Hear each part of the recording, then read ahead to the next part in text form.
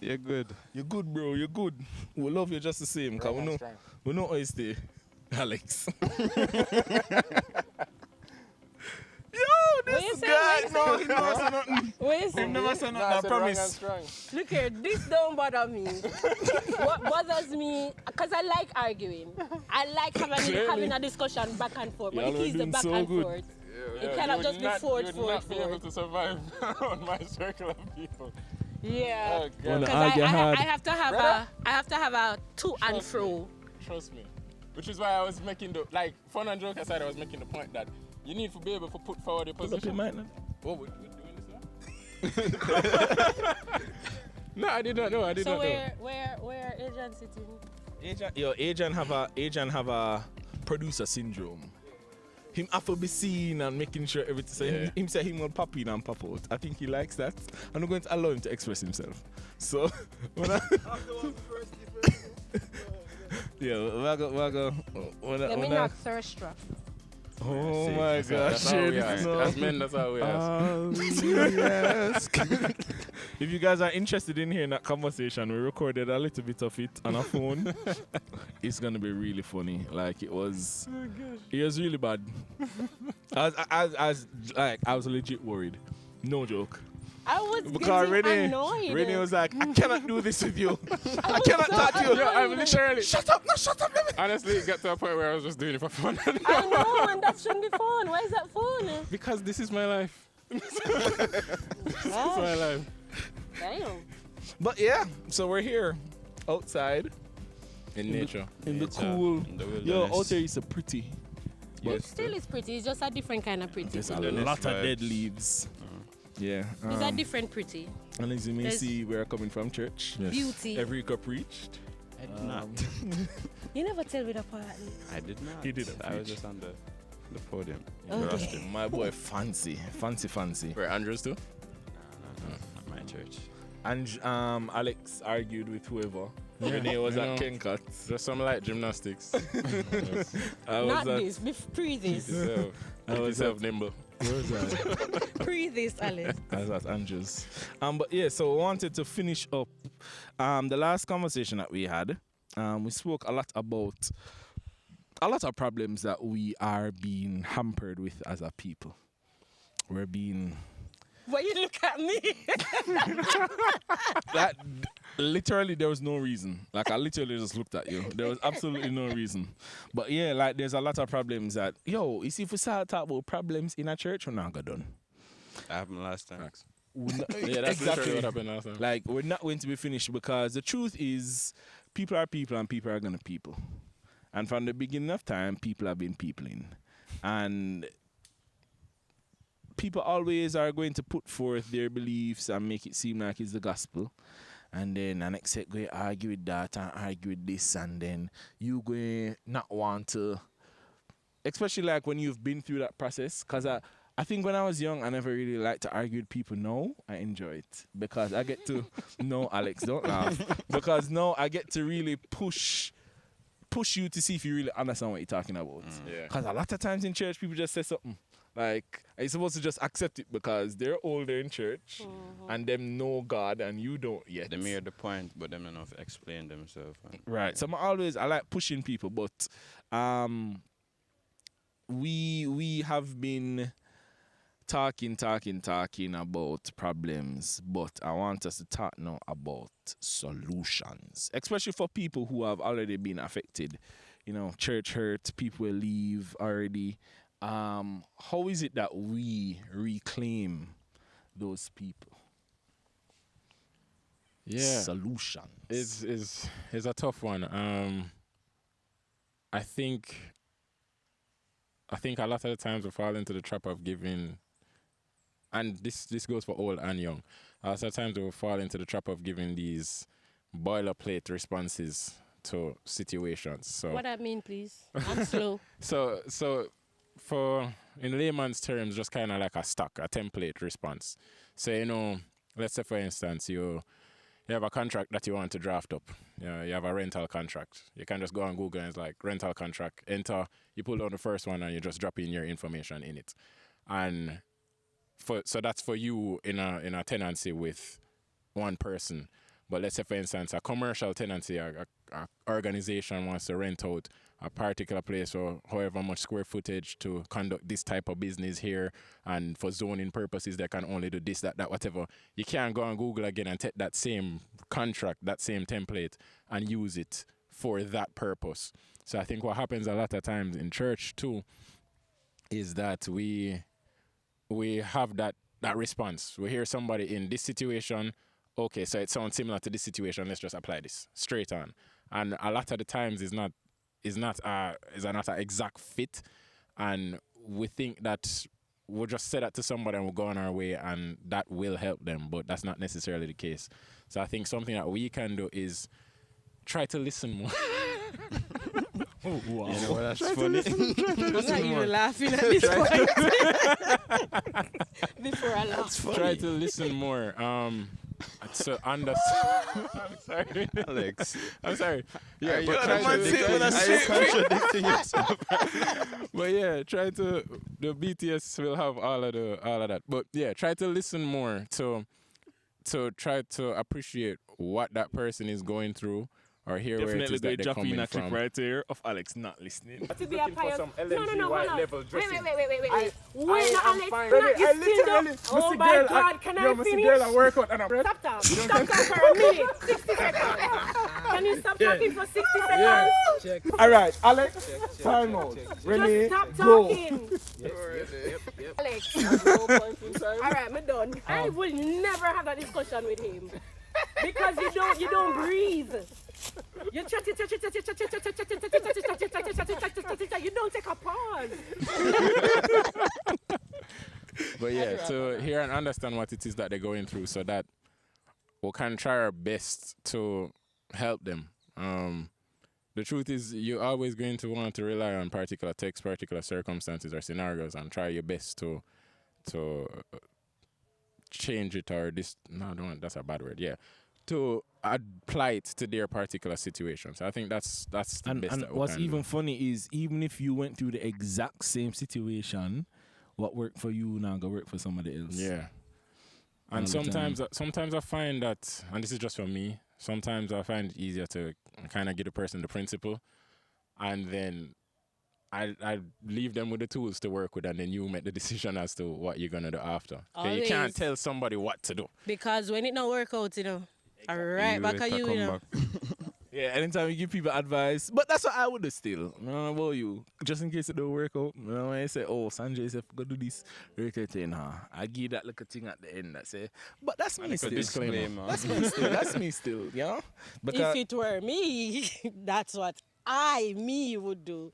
Along the same vein, I think a lot of times to solution, we can try to remember that we don't have the same walk that another person may have. So what might be uncomfortable in my Christian journey, I don't need to apply that measuring stick to another person necessarily, because really and truly, a lot of the things that we argue about are not biblical.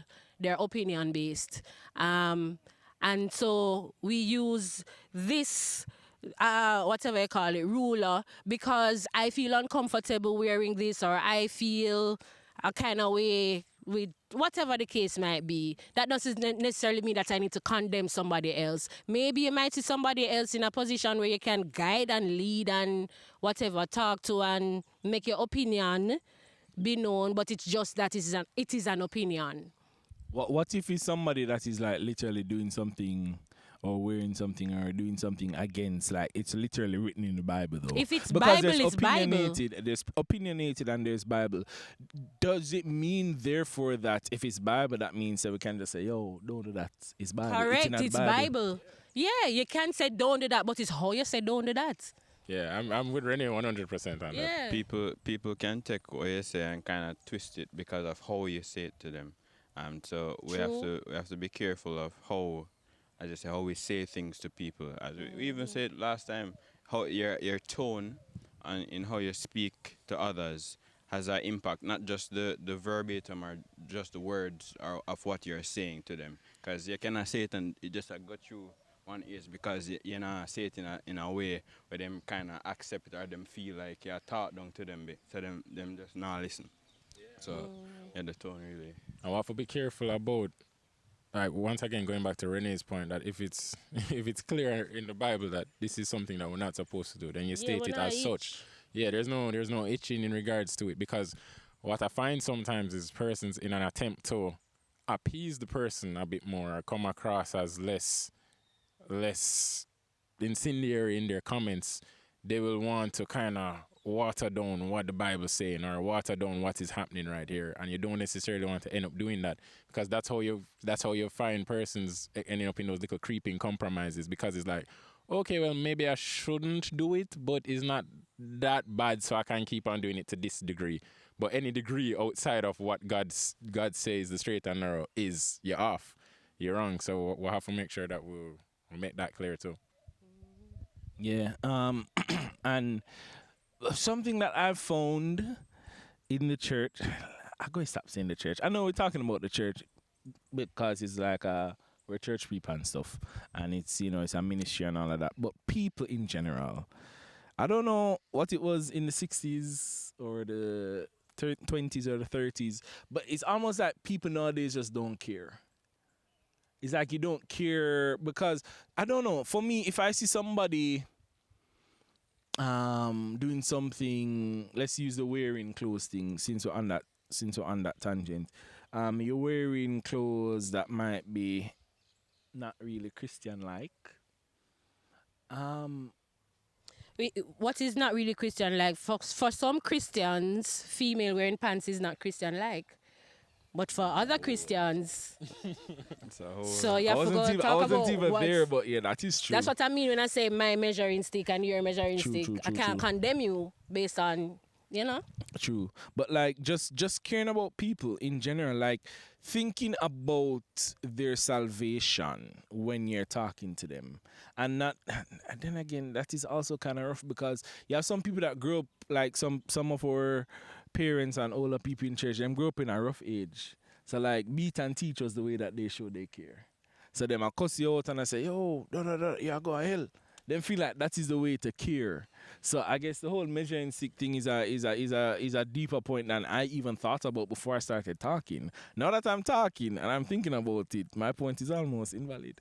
You know what's funny about that though, Sanjay? As you say, older generations, I can pinpoint some older people in my church community who would have come to me with some things that are not biblical, like we would have talked about earlier, but they're their opinions, but them coming to me in love, you know, and them are come to me nice, you know, and you see, because just kind of how them come to me, I consider it. And I know it's not biblical, and I know it's their opinion, and I know it's... But then when them reason with me and them say, and you know, such and such, but Renee, this don't really look good. Consider this, and consider that, and consider this. And when I consider it, I say, maybe you make a point. And so I find myself even entertaining the argument. I'm not going to say I go with it every time, but at least I got to entertain the argument because they would have, like you said, cared about me in their discourse to me about it. Yeah, when I know that you're coming to me from a genuine place, even if I don't agree with you, I will be more willing to work with you to find some form of a compromise. Because I mean, I think we all experience that. Like, I never agree with everything Mommy say. Mama, I love you. I never agree with everything Mommy say. But like certain things, you never really want to make Mommy vex and them something there. So you kind of say, you know what? It don't really worth the hassle. And as much as I liked pushing things to the edge as far as it could go before somebody head gasket blow. As much as I'd like doing that, you sometimes you say, yo, it probably not really worth it, you know? And sometimes the people that we care about, we will want to appease them in such a way that because like a lot of things like all the aunties and uncles and grandparents say about church, as I say, some of them not really biblical. A whole heap of them is really opinion. A lot and of how the they arguments feel, and controversial things that we have, a lot of them are not biblical, Sanjay. and traditional, all of them something there. We went to Andrews today. And we, when we left, we heard... Huh? Bleep out Andrews. Bleep out, that's something there. No, but I'm not saying nothing bad about the church. Cool. It's somebody. And it's not even something bad either. It's just an opinion thing. Because we go there and it must have been a long time since I've been to Andrews because I don't remember a full band being at Andrews ever. Oh, that wasn't a thing. But a at some full band point. was there. I was like, what? Man, I'll see a bass and bare things. And anyways, after them finish, I went outside and me and my wife were going towards the car. And then we overheard a conversation and this lady was there, a wonderful, nice lady, seasoned saint of God. She was there saying how the music today was inappropriate and them supposed to be playing the organ. You're in church. Why you not playing the organ? And I'm like, wow. Look at that. I know who she was talking to. She make it sound like, in David said that in Psalms. And I'm like, so Psalms said you're supposed to play the organs and not play. Adrian said that is sad because he was up there mixing for the band. So, so him are the main perpetrator. Adrian, where's your mic, Adrian? Yeah, him say he was playing first service. But like, it's just one of those things where we take a lot of a solution, again, another solution to this whole thing about, I guess, how to not cause the pain and the hurt that will put people through is to, I guess, ask the Holy Spirit to lead us and guide us in our approach and also lead us and guide us in what is important to say. Because some things may not really feel like it's important. Some things is really how you feel. And your feelings valid, That's also something I struggled with understanding because some people may say, yo, but that's a foolishness.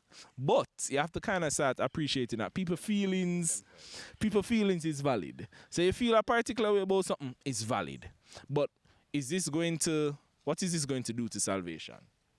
Or the person's salvation? So that is one thing. Like, just ask the Holy Spirit. You always hear my father say, when I'm talking to young people, and even older people, is this salvific? My father loves to say that.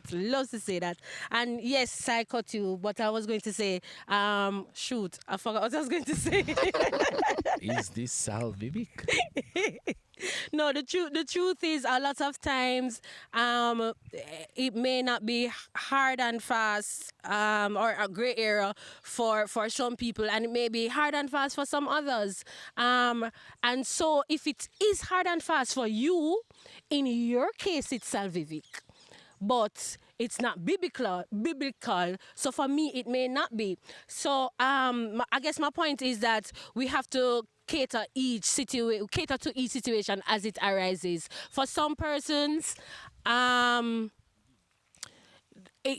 certain type of music may bring them to a certain space, a certain headspace that they don't really want to go and they would have left before they gave their life over to Christ. And if you know that that's you, and I said to you, say, bruh, say when you go there, so when you start listening that, you go somewhere else where you don't really want to go. And if I say that to you, even though it's not biblical necessarily, it might be your salvation. So we have to really cater to each scenario where that is concerned. Yes, there's biblical, but if you're going to say if it's about your salvation, you have to kind of really mess it, like I say, and pray about it and address it individually. Yeah, I mean, that one is a tough one for me. I'm not going to lie to you. I agree.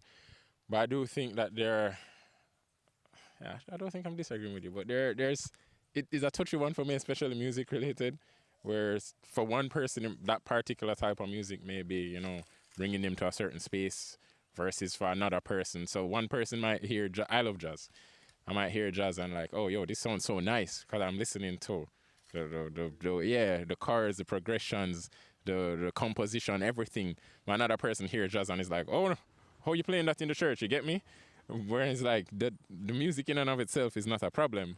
But then you have some other things like some heavy metal or some rock. It's not even a biblical thing. It's kind of like that kind of don't really have a place or a space in church for me.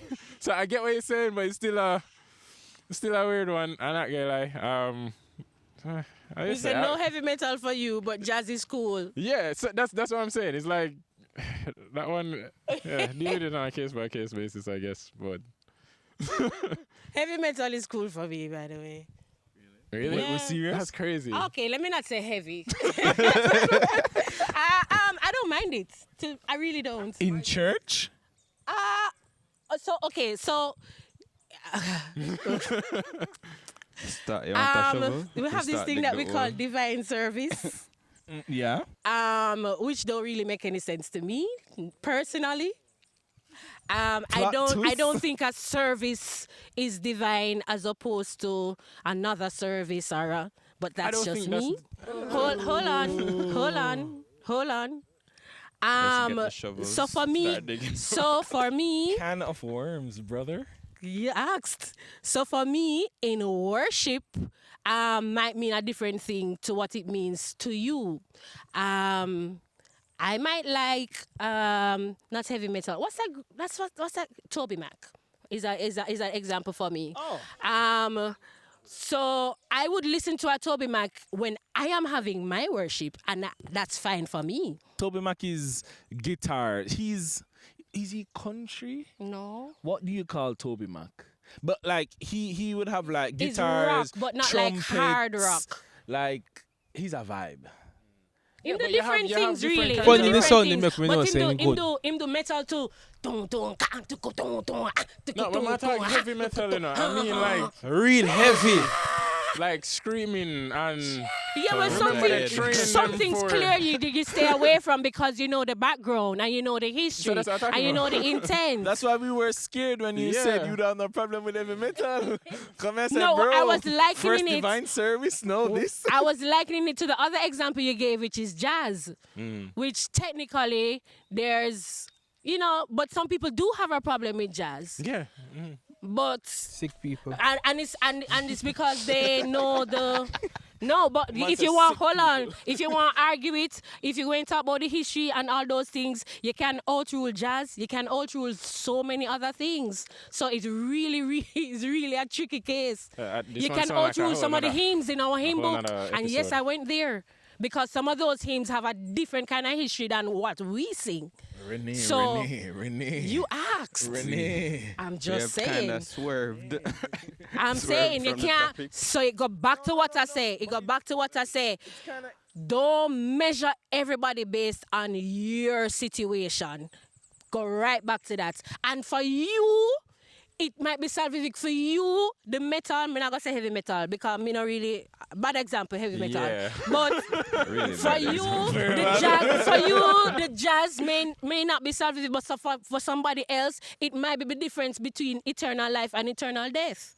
And I don't think that we've swerved too much because one of the reasons why we have been becoming bound as many instead of bound as one is because of these kind of things. Like when Renee say she don't believe in divine service. I really don't. Like Everybody. I really we'll come back there. The inner Adventism. board member Adventist part of me. What you mean? Divine service? That's like the most important part of the day. But why? Why is it the most important part of the day? And like when you really start sitting down and breaking down a lot of the traditions that we have kept in church, that's a reason why. Because a lot of times when these questions are asked or the reasons for these things are, the boundaries are pushed, like, yeah, but why though? Like the response is always, yo, that's how it's always been. Oh, typical example. I decided I wanted to have my children see pictures of their father with cane row hair. So I grew up my hair, I cane row it, and I went to church one time. Yo, the amount of people that hissy fit, bro. Like some people swear say, yo, Sanjay, you backslide. And I was just laughing because I'm like, this is crazy. Yeah, This is man, just a once your hair reach hairstyle. a certain No. a certain amount of inches. Cane row, everything, you're bro. becoming a Like, I Rasta, went the you know. full 9 yards. Cane row, everything. I'm And sure come that to they church. waited until the cane rolls though. Bruh. I asked the first elder, so does this mean that I can't do anything in church? And he's like, no man, I want to say that. And he was kind of like, because he never know if I was serious or not. But then I was asking him like really about it. He's like, you know that our tradition is not really like that to have Keno here. Comes And I'm back down like, to the tradition. so the tradition is one of the reasons why a lot of people again are Leave. walking through the door, because when they ask a question, they're not really getting like a biblical answer, or they're not really getting thus saith the Lord type of thing. It's more like, oh, we don't do that. Yeah, but why? Because we don't. We just don't do that. You know, we have to be It's set not our apart. style, you So we know? don't do that. Yeah. I think Don't trying to to go back to the solutions in that very scenario, I think something that is important for us as well to remain in the faith, remain in the church, is to ensure that we properly like study and know why we do or why we believe what we believe. So that when those types of questions come forward or anyone brings it to our attention, we're in a position that we can give them a proper answer. Because as you said, a lot of the times persons may ask a particular question because some issue arises for them. And the problem is that the response that they get is not sufficient. And then they might go to another person and they get that same boilerplate response. And then once they realize that, I'm not getting the answer that I'm trying to get, Go look a somewhere lot of the else. time they're going somewhere else to somewhere look. else for it. And there are a lot of persons out there in this world that can tell you, say, yo, the sky is purple. I had So- I had a family friend. Sorry, not to cut you, but I cut you. I had a family friend, and she came to Jamaica. She lived overseas. She came to Jamaica, and she's like, "Yo, she was going to get baptized, but she didn't because she asked a pastor at the time a question and he couldn't answer." I was like, first of all, that's not really a good reason because that's your salvation. Yeah. But I entertained the conversation. I need to actually go back and ask her what the question was because I don't remember it. I don't remember the question. But she was saying that she didn't because the pastor didn't know what he was talking about. And then she went on because she was doing a lot of background reading on some interesting topics. And then she came to me and she's like, "Oh, did you know that Ellen G. White endorsed eating pork?" I'm like, foolishness. Rubbish. Not my Auntie Ellen. She would never, ever, never. And then actually, she showed me the thing where it was way before, like it was early in her ministry, where so. And then she later came back and said that, rate. But it was a thing where she actually did endorse it. But if you could tell her Adventists that who don't know that, I must say, liar, tell brother, not blasphemy. So are you? Would you say that we are being brainwashed? Some people would say yes, wholeheartedly. Okay. But what do you mean by brainwash? Yes. So Good question. growing up, all of us would have heard like that Ellen G. White is the prophetess of the church, and all of her writings are thus said the Lord, basically. Like some elders. You're right. Some people would have projected it as that. Yes. True. So because of that, no, whatever she says and we are being taught, it's more like no matter whatever we grew up, which if you're a pathfinder, primary class, junior class, there's always some form of LNG writing, and whatever she says is gospel. You go Bible class, whatever she says is gospel. Now, when you talk to a Sunday worshiper and you talk to them about LNG White, they don't tell us, say, yo, Adventists are called because of she. So is that case where that we as Adventists, because we put it at a high pedestal, some of the times we can't like discount what she says. I will say this. And That's how I look at it. yeah, I will say this. And couple different statements. One, we should be careful not to broad brush it as this is the general practice across the board, that this is Ellen G. White's Bible. Not no go so. Nothing You supposed to do- go so. Yeah, no, as in it's not even a matter supposed to. I don't want to sugarcoat it or anything for anybody listening. Not no go so. But the unfortunate thing is that you do have individuals who in their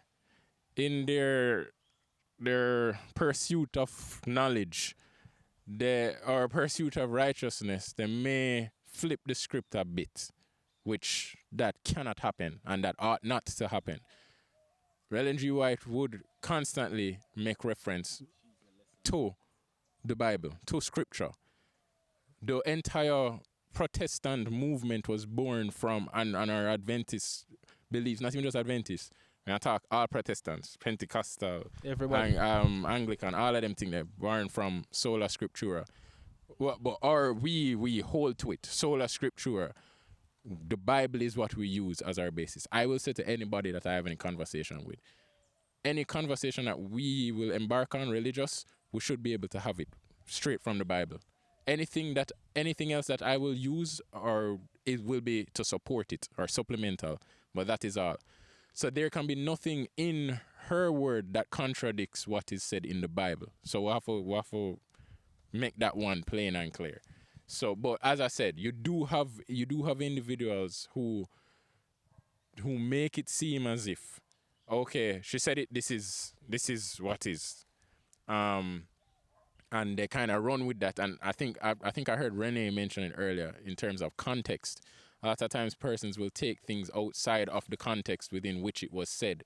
Similar to the Bible, like people, you can take a verse and say, okay, yo, this verse said this, and they take that and they run with it. If we had an episode on that, there are so many, but you have to be very careful about that and know that at the be all end all, everything starts and stops with the Bible. Do we all? Does anybody here have a problem with LNG, right? No. No, I don't have a problem with LNG whites. Is your hand up? Yeah. I do believe. I believe. First time, we let don't me want tell to you, because stray the too Bible, far from We don't remember want the straight to Bible it, talk but- about Yeah. the patience of the saints, those who have the commandments of God and the testimony of Jesus, right? Which is the spiritual prophecy, right? So I do. My problem is some people's pedestaling, I guess, of LNG whites. Some things, like you said, are out of context. Some things are not for, even some things in the Bible, some things in Leviticus are not in context for us today. There are parts in the Bible that talk about what the woman's supposed to do when she on her cycle that are out of context for us today. And so I take it as that. LNG writings, Bible and everything else, I take it as prayerful, and me I go study my Bible with my prayer same time, hand in hand. And if I LNG white, my Bible supposed to be yes, so right side of LNG white. LNG, right? Yeah, man. Yeah, as we say, we don't want to stray too far from the Solution. So the solution, It's a thing, say- though, it's a thing Yeah. though, where people, No, a lot for of sure. people, because I've had somebody, a friend of mine that I was talking to, I've heard her tell me that she's a Seventh-day Church of God. She's one of the other 7 days, and she's like, you Adventists and LNG white. So it's like a lot of people kind of see us as LNG white fanatics. Like, no joke. It's the experiences that they'll have outside with persons. Like, someone has literally said to me before, like, you should not play cards. Like, basically, like cards of the devil. You I've get heard me? that before. So if somebody comes and says that, and a person who they don't know anything about this hear something like that, I can understand how they leave with that kind of conclusion. But so you get me? It's out there. But I do think her writings are divinely inspired. yeah, I agree. Especially when you look at the things that she wrote And in predict. the time period that she wrote them, and when you see those things happening now, Yeah, man, our it predictions, is- them. it's Yeah. there's no way that all of these is just coincidence. There's that's kind of what I chalk up a lot of things to. And again, I'm not one of those who I'm a fanatic, but I definitely appreciate, because there's certain topics that, man, I lie. The Holy Spirit is a wonderful, wonderful spirit and stuff, and big him up, wonderful, wonderful. I was going to say wonderful guy, but sometimes you read the Bible, bro. Certain topics start beat up your head. I have to go do some extra research. I have to go find some other commentaries and those things. And then it's through some of these commentaries that they link other text and they make the connection and things start making sense. So I have used, and then for a lot of people, a lot of people scared to read the Bible. Because a lot of people think the Bible is just full of revelation, like full of jargon and this In and fact, that. you have a lot of persons who don't even read Revelations. Some churches Yeah. don't mention it at all in them. Exactly. So like Steps to Christ, wonderful book. Like so some of these little things, Adventist Home, God is love. Desire of Ages, all of these things are nice little support documents to help you get a greater understanding or a better understanding for some things. But yeah, solution to that whole LNG white debacle. It's not even a debacle. Not just Ellen. I think you're mentioning to, like, just in general, people have questions about the tradition or why we agree with this or do this or all of that. Yeah, and I think you mentioned one of them Yeah. was like, know your thing for yourself. Yeah. Yeah. Don't depend on a pastor, or as much as a pastor and these people are, what would we say, trained, more knowledgeable in the field, because me have one bridging, Any Bible question I have, I ask him, and him have an answer every single time. God bless him. God bless him. Rate the man there. But at the end of the day, if him go left, Yeah. me can't go Is left the with him. equivalent Correct. of is the equivalent of having a friend, the two of you in class together. Any question what the teacher asks is like, yo, how this go? And I'm explaining it to you. But when you go in that exam, you're sitting down and doing it yourself. Yeah. The same way I someone mean, you can ask them still. you're gonna In get the kicked out. exam. I think yeah. the reverse is true too. I think if somebody know it for yourself, but also ask questions. And if I'm curious about the situation with your friend, sometimes I would have asked questions, and if you don't know the answer, there's a way to say I don't know the answer. I'm gonna do some more research. I'm gonna come back to I'm you. going to message her right now. As 'cause I opposed really to, wanna remember. how dare you ask this, where you come from and ask. Because when I used to ask questions about divine service, I don't want to go back there, but when I used to ask questions about divine service, some people cut me right down like I am of the devil because I even asked the question. And the persons who didn't have the answers, and many did not, because there really isn't a suitable answer that I have heard yet. I'm still waiting for it. If you have it, let me know. Talk off here. We'll talk off here, no problem. But there's some who would have come and said, boy, and say, I just how things set up at the tradition, and we'll recognize this service because of this reason or that reason, and you work with it. Me not lose anything for work with it. And sometimes that's a situation too. I don't lose my life, I don't lose my salvation, I don't lose my relationship with Christ, I don't lose anything. And anything I'm missing outside of that, I will go into my personal devotion and I will, do it that way. I think another solution to the problem of friends leaving and persons that we is know what we were is to yeah. Another solution is we have to, on the personal side, make sure that we're not being a stumbling block for that person that's around us. Because a lot of the times, if we don't stop and do the necessary introspection, we kind of lead in a half life with them. So I don't know if you know the Jonathan McReynolds song "No Gray." Like they're gone. Yeah. Yeah. So they to your mind or to everyone else, it look like them gone, and you're kind of like, boy, John don't start them gone, them out of the church. But you kind of there on the fence, and when they're looking to you, it's kind of like I don't even have that example anymore of what I should do or how things should be, because you kind of partaking in the same kind of foolishness, or you're not upholding the standard that you ought to be. So we have to be very careful about our own actions, how we operate. We can't be speaking out of two sides of our mouth. Yeah, we can't be lukewarm. So we have our own personal, part to play in a situation. It like all that. comes back down to our own relationship and how we choose to relate with Christ, and so we have to be able to show ourselves approved. And so, if we are having that relationship with Christ, it will be able to show. And so, people, even if I just say we don't know the correct answer per se, whatever the correct answer is, we can say, all right, we're going to do some research and I can come back to you. And so we ought to realize that sometimes we have to just sit back and introspect, as I said, and just think about how we act. Yeah, I'll ask this question: do you guys ever get hesitant to bring up like anything Christian or church related or right or wrong scenarios? Do you ever get hesitant bringing that up with a friend who either is not in the church at all or was in the church and left?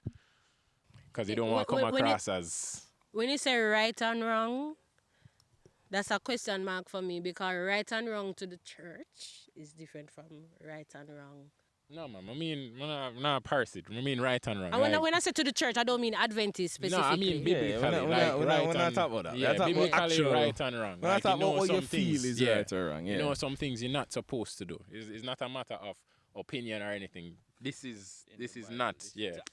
This is not something Christ would do. I have lost some friends actually with those kind of conversations. I maybe lost is a strong word, but they don't relate to me the same way. I still think about it. If you're out there, I still think about it and maybe. Oh, sorry. I still think about it and maybe I wonder if I could have changed my approach. But I have, I don't want to say severed, but I have strained relationships because I don't agree with what some of my friends are doing. And I would have voiced same. And either they don't feel comfortable doing it around me, so they just stay away from me or whatever the case is. So yeah, I do, based on that experience, it's touchy for me sometimes. I actually, I was going to ask a question before Alex asks his own, but it's kind of linked. You ever had somebody leave the church because of you? Not No. Right. So not to my there was and then from that I was always, because we had the conversation afterwards about why she left the church, and then because I felt like I was the reason, I never wanted to have biblical conversations with her because like the guilt would kind of hover over my head. We were young, everybody young at them time there. You know, every Sanjay, Adventist. what did you do? Calm down, calm down, calm down. I'm dramatic. We know. So it's not like you were, I thought what I was doing was right. But it's like one of those things, you know, everybody in a group when they're young. So we're in a group and I felt like the group was just singing. Like I felt like there was no spiritual aspect in the group. I felt like, and then I'm take practicing serious. So like practicing, you know, people would come late and all of them something there. And I'm like, yo, it just gets aggravating, especially being that age and wanting the group to get better and improve. And I know how important practice was. So the coming late to practice plus not feeling like we're spiritual. I feel like everything's just like a joke except for when we're singing. And I guess in that Beauty in that of nature. phase. Y'all want the mic or? I guess I was in that phase where I was like getting really serious with my spirituality although I was young. And I basically tell them, say, yo, brother, if we're not going to take this thing serious, we're going to stop it. I'm going to just stop the group. I just stop the group. And being the person who is going to like have the songs, have the tracks, call the practices, split the parts and all of them something there. If I wasn't there, really, it wasn't Not going to that whatever. And like right after that, she left the church. And you know, we spoke about it, and I apologized and everything. Admitted that, you know, I was wrong. Cause there's another way I could have do it. There's always another way that we can do stuff. But in your youth, especially when you're young and you're a warrior for Jesus in my youth. Problem not in them. Everybody I get, yo, if you're in my way, I'm gonna chop you down. I'm not gonna help you and bring you on this journey while you struggle as much as I'm struggling. If I'm struggling and you decide you'll pull me down, man, I'll chop you off. You see me? That was a mindset those days. And I apologize for it. It still hurt me to this day because, boy, a group that did nice. It was nice. It was nice because, you know, it's like your first group. This is people you grow up with. Like when I say grow up with, I'm literally born and raised in the church, all the way. So, you know, to reach like 14, 15, have a group and we did go a couple places and sing. So like to see how it turned out, I was kind of, I still feel a way over it. But yeah, that was answering your question about if you ever, I don't know if that's the angle you were going from. Yeah, it's multifaceted. That does hit on one of the points. Because no, as you mentioned, you feel a way about going to them because you were a part of the problem, so you don't even know how to tackle that. The reason why I asked it is because, and I can speak from personal experience, like sometimes you feel like you want to maintain everything the way that it is. Like you don't want there to be any change, any variation. If you say something or do something differently, that can potentially tip the scales in a way that you don't want it to. So it's like you're a little more hesitant. But as a part of the solution and going back to the personal side of it, like we kind of have to own up for ourselves as the ones who will want to. We have made a decision that we want to, even despite our flaws, we want to keep growing and going in Jesus Christ. So amidst us trying to build ourselves up through our studies and everything, we have to make sure that we're doing the same for the persons that are around us. So there's a lot of personal responsibility from that side for me personally, in terms of one of the solutions. We can't think about it like, oh, there's just something that them need to do or something that the church need to do. No, there's something that I need to do in terms of helping them. And as we kind of wrap up in the next 3 minutes, I just want to give everybody like opportunity to just give you a closing solution, overarching thing about this whole, people leaving the church, people leaving the faith. What can we do? What are some of the solutions that, we can implement? I can start. I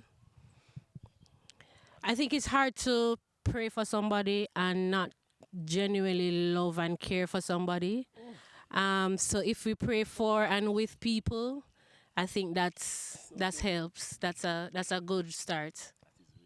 I was gonna say that we can reach out more. Like sometimes, as I said, sometimes we may have strained relationships with those friends, but even if it's just checking up, show that you care, So reaching out more and like just letting them feel your presence, and then you can start build that connection more into a more Christ-centered type conversation or whatever we go through. Yeah, mine is kind of the same as what I said before. Personal responsibility. A lot of the time we look on the mission field like we need to jump on a plane and fly go to Woy in order to minister to people. Now we'll have persons in our circle that we need to minister to, and the tables could have been flipped. We could have been the one that were outside, and I could only wish that there was someone around me that could have come sit down with me and say, yo, well gone, like generally, and kind of just work with me and help me. And if I made the decision that, I don't want to have anything to do with this, they would have known that they would have done their part. That's between me and God now. So my own personal responsibility as a solution. Talk. Simple for me is simple. Well, my thing is simple. Try to be your friend. Try to be somebody's friend. It's hard, especially because some person have hard egos and have sometimes come from very struggling backgrounds. Some of us come from good households, like most of us. Some people don't have in a household. But in the day, I think one of the biggest solutions that we're supposed to have as a church is trying our best to like choose people who can uplift us. If that is done, some of us can be in church longer. Personally, because I know friends where we grew up from a little pitney, and since I've been in Kingston, gone back home, the church empty. And I can say in 10 seconds, I would say to anybody, keep a friend them close. Where if you grew up with them, just keep them close, because at the end of the day, those same friends, if they're supposed to be a star in your crown, let them be your friends. Like people you actually grew up with. Sure. Yeah. How much time is that for you? 10 seconds, close. So yeah, thank you. But yeah, solutions. Let's be a part of the solution rather than the problem. So let's create groups and encourage each other, lift them up, cause all the way I try to get even though. I'm out. Out and bad. No, when he said keep your enemies, I mean keep your friends close. In my head I was like, and keep your enemies closer.